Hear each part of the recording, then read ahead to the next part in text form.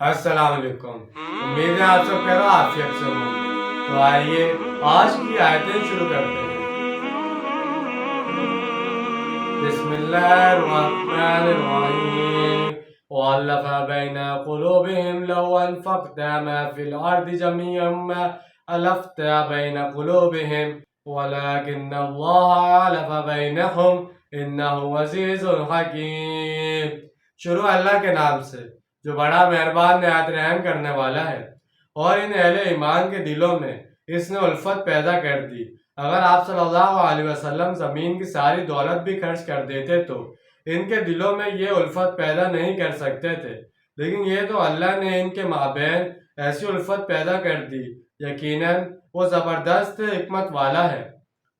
سورہ ال-عمران کی آیت 103 میں اللہ تعالیٰ نے اپنے اس فضل خاص کا ذکر ان الفاظ میں کیا ہے، اور اپنے اوپر اللہ کی اس نعمت کو یاد کرو کہ تم لوگ ایک دوسرے کے دشمن تھے، پھر اللہ نے تمہارے دلوں میں باہم الفت پیدا کر دی تو اس کی نعمت سے تم بھائی بھائی بن گئے، اور تم لوگ تو آگ کے گھڑے کے کنارے تک پہنچ چکے تھے جہاں سے اللہ نے تمہیں بچایا ہے۔ یا ایھا النبی حسبک اللہ ومن اتبعک من المؤمنین، اے نبی صلی اللہ علیہ وسلم آپ کے لیے کافی ہے اللہ اور جو پیروی کر رہے ہیں آپ کی اہل ایمان میں سے۔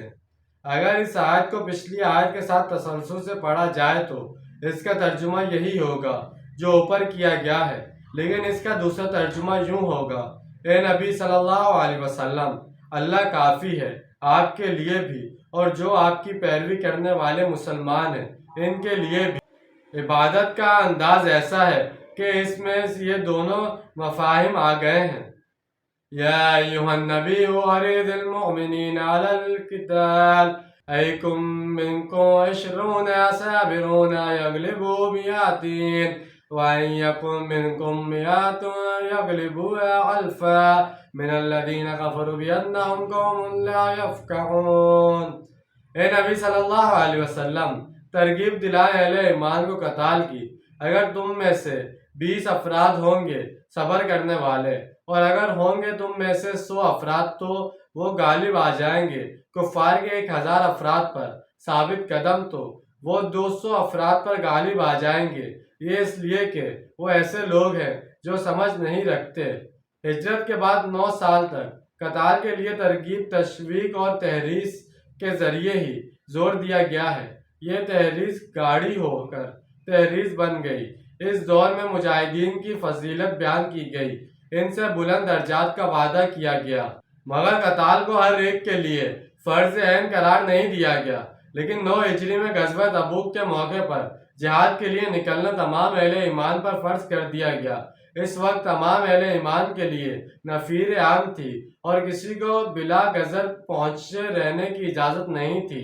یہاں سمجھ نہ رکھنے سے مراد یہ ہے کہ انہیں اپنے موقف کی سچائی کا یقین نہیں ہے۔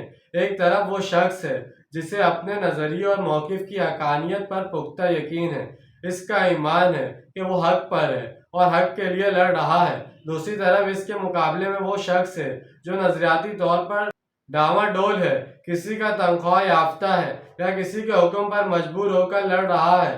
اب ان دونوں اشخاص کی کارکردگی میں زمین و آسمان کا فرق ہوگا۔ چنانچہ کفار کو جنگ میں ثابت قدمی اور استقلال کی وہ کیفیت حاصل ہو ہی نہیں سکتی جو نظریے کی سچائی پر جان قربان کرنے کے جذبے سے پیدا ہوتی ہے۔ دونوں اطراف کے افراد کی نظریاتی کیفیت کے ایسی فرق کی بنیاد پر کفار کے 100 افراد پر 10 مسلمانوں کو کامیابی کی نوید سنائی گئی ہے۔ اس کے بعد والی آیت اگرچہ زمانی لحاظ سے کچھ عرصے بعد نازل ہوئی، مگر مضمون کے تسلسل کے باعث یہاں شامل کر دی گئی ہے۔